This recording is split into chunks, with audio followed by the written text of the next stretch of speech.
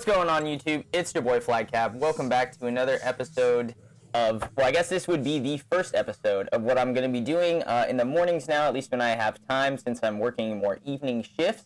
I think that I'm going to be doing this thing called Coffee and ARAM, because I have been playing a crap ton of League of Legends, all random, all mid, so ARAM mode, and I really enjoy it. I have a positive win-loss record. Not to toot my own horn, but that's pretty cool when you consider that it's all random champions and all random combination of team comps. So being able to win the majority of your games in that game mode is pretty sweet. So this game right here, I'm playing Xerath. But what I do want to say for the series in general is I don't want, that was a really good first trade by us, but I don't want this series to be all about, mechanical things in ARAM or like necessarily, even the skill involved in the play that's going on. But this is just like a good opportunity for us to talk about some things, or for me to get out a couple ideas I've been having about stuff in the gaming industry, or just like even news with League of Legends and Worlds, pretty much any gaming topic. This will just be a little bit of a, I guess, kind of like a morning wake-up show, because that's basically what it is for me. Is I'll record, 3 or 4 games of ARAM, hope that I get a good, decent match, or something cool that I can share with you guys, and then I'll just, we'll just kind of have a little discussion. We'll talk about some stuff. And then I'll hopefully be putting them up every other day. I know I've made tons of promises on this channel, but now that I'm in a position to actually have some money to get better equipment, and to actually have some time to devote solely to the channel, that's really cool. I haven't really had that in about the last year. Kind of just did like a gap year, just not doing a whole lot of much, which is pretty shitty when you think about it. So I've just been in the process of getting a better job and moving on to the next stage of my life. Still super young. I don't know how many of you guys know this. I'm only 24, and I have both of my degrees, my master's and my bachelor's, so sitting pretty on that, but definitely time to start moving forward with what I want to be doing, which is video content, written content, all that kind of stuff. So, I'm still writing and doing a bunch of articles like that, but I want my YouTube channel to have a continued growing presence. I haven't had a lot of growth in the channel, or really started anything cool, like a new series, in a while. Last summer I was doing the Why I Love series. That guy got wrecked, and that was a pretty cool idea for a series. I think it was really good, but what ended up happening was I sold my Xbox One to get a PlayStation 4, and so when I did that, a lot of like the games that I was going to be using that were backwards compatible or something like that, a lot of the games I was going to be using to record that are no longer playable for me. And so I kind of had to rebuild my games library over the last year. And to be honest, I wasn't playing a whole lot of console games other than the ones that I was using to review for articles and stuff. So like, for example, right now, I only have like 3.5 games on my PS4 that are, I have more in my library, but I'm playing Resident Evil 5 and 6 and Dark Souls 3 I've been working on for quite a long time. I guess when you look at the hours, I only have about 30 hours on Dark Souls 3, but it feels like a long time for me because I don't play console games for that length of time very much anymore. It's pretty rare that you get an RPG like that or something that you want to spend that amount of time in, especially as you get older, and you just have less time to devote to serious questing and raids and grinding and all that shit. So anyway, that's kind of why I've been enjoying more ARAM, I think, as well. It's just a little bit less time consuming, a little less serious overall, but still get to have the best parts of League of Legends, and to some extent, which is the team fighting, and just like constantly working on your mechanical skill. So that does translate over into real games, and everything like that. I don't think that playing ARAM necessarily is a waste of time. Obviously it's not competitive by nature, but I do think that it would be pretty interesting if they did actually make kind of a ranked ARAM mode or something like that, because you'd be really looking at kind of overall skill for the player, just mechanical skill in general, right? Because there's not too much that you can prepare for with ARAM. But I will say it was kind of funny, like the other day I was talking with some friends about it, and we're like, wouldn't it be ridiculous if you had ARAM accounts? Like, you just made special accounts in League of Legends for ARAM. And so what you would do, like, for example, is like, let's say you only wanted to play ADCs or some shit. You could start a new account. You could only buy or only procure ADC champions. And then that way when you went into ARAM, since it pulls from the pool of champions that you own or that are free, for the most part, you would just get ADCs. And then if you didn't, because of a free champion, you'd probably have 1 or 2 rerolls, and the probability is that you would just get an ADC. So we thought that could be kind of funny, and you could do it with like a newer account and stuff too. But of course, we probably won't go forward with that. I had this person the other day actually try to buy my account off of me. This was actually, I guess it was probably about a month ago at this point, but tried to buy my account off me because he saw that I had the Hextech Annie skin, which is a pretty limited edition skin. You have to get it through gems and through crafting, or just get really lucky in a box. Or augment cache, what are they calling? I think it's just a, holy crap, Shin. Yeah, wow, okay. So, anyway, yeah, you have to get pretty lucky for it. So I had this Hextech Annie skin. I'm rocking it in the game. This guy goes, I will offer you, I think it was around like $100 or something like that for my account. And if you're super desperate, that's okay. But one thing you have to consider is, like, I've had this same account with the OG summoner name Flagcap, which was my Xbox 360 gamer tag, but I always had the I in front of it, I Flagcap, because the original was taken. So this is the OG Flagcap account, and I've had this for almost 3 years at least. And in that 3-year time, like, the amount of money that I've probably spent on the game would be, I would say, close to $200 over 3 years. And that might seem like a large number, but one thing that I always thought of with games, since I was playing less console ones and more like Hearthstone and League, and last couple months I've been playing a little bit of Pokemon Go and stuff, although I haven't spent much money on that game at all. But you can rationalize it by saying that as long as you're getting the amount of enjoyment that you would get out of a $60 AAA title game, and as long as you're putting in that same amount of time into that game, then I say it's okay to give these free-to-play game developers some money, because that's the entire business model that they're going off of. They want you to like their product so much that you end up giving them some money back, even though they're not requiring you to.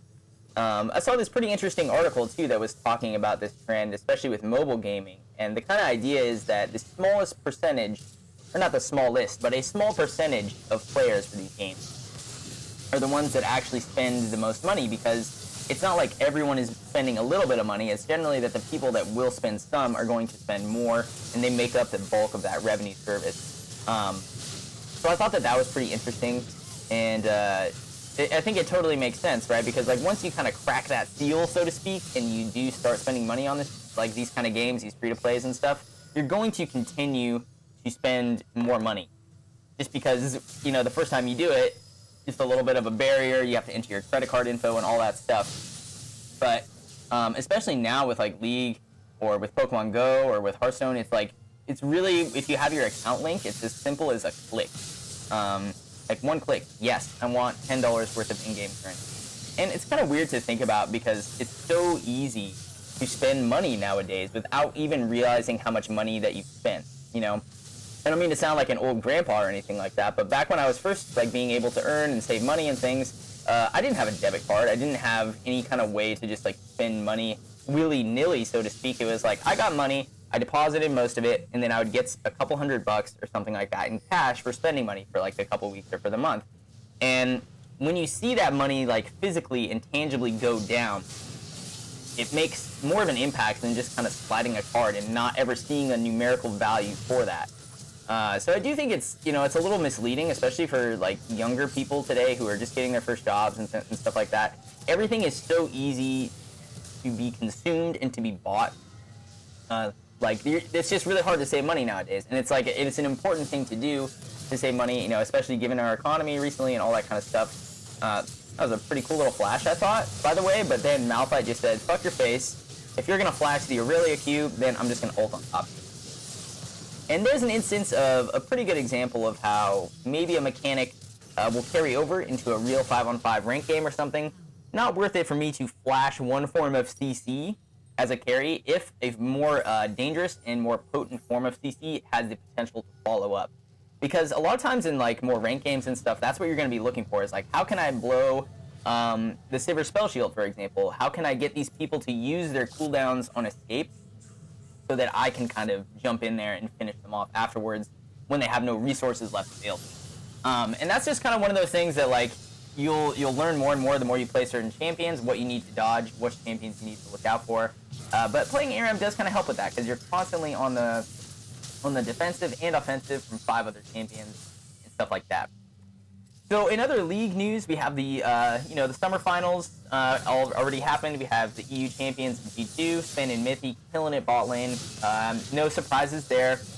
I've been a Unicorns fan since Season 1 when they had Vizitachi and Kikis doing some weird TF jungle stuff at MSI. And I was really hoping that they would pull it off. But taking it to a Game 4 for Unicorns, a team that didn't perform incredibly well over this split, I think that's a pretty good finish. That was a horrible Xerathal. And moving to the NA LCS in the finals there, Bucky Shin, TSM taking the win is not necessarily a surprise if you're an analytical person and if you actually have been monitoring the season.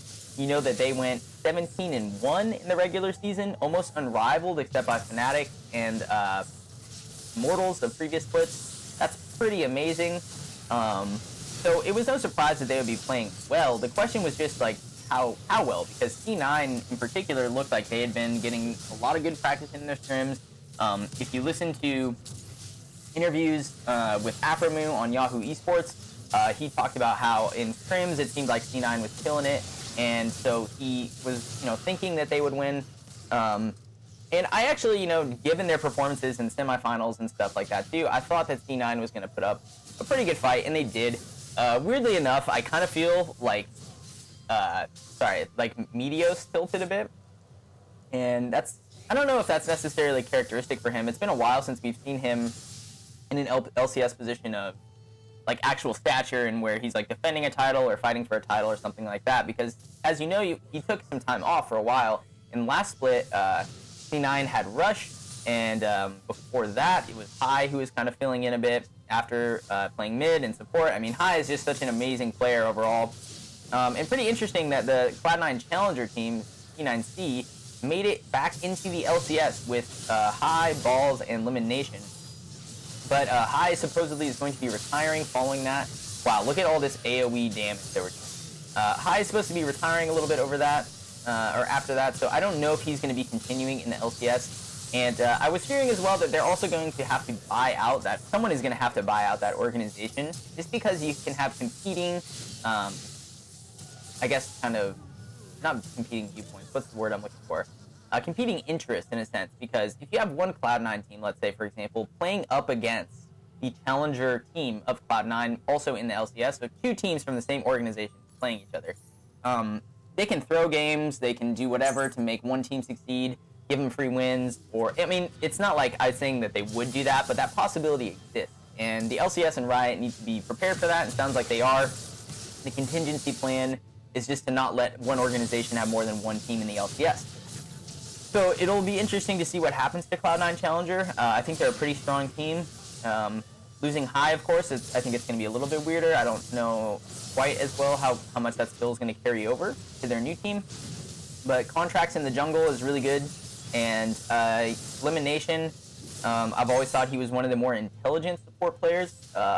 He is a bit older as far as LCS players are concerned. I believe he's in his mid to late 20s. So your reaction time starts to fall off a bit. Maybe mechanically, you're not quite as good.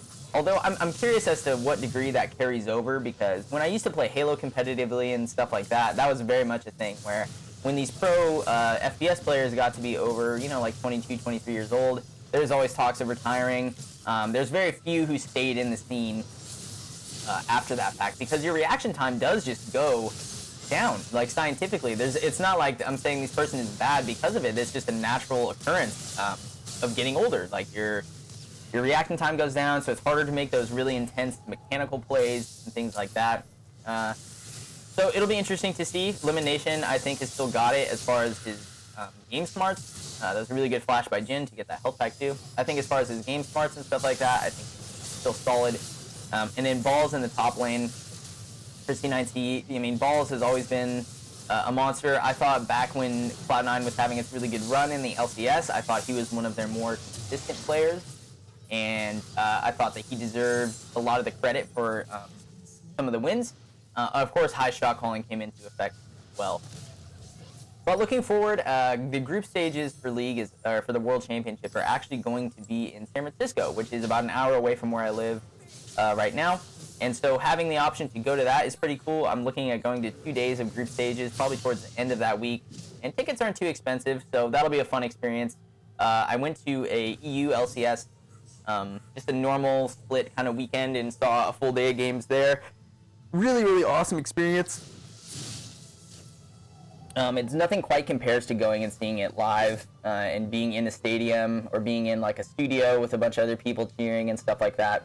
It really just adds a whole new level to the game. So if you're in the area, I would really encourage you to check out, you know, the group stages, quarterfinals, semifinals, and finals for Worlds this year if you have an opportunity to, because, I mean, the last few years, all of this has been taking place overseas.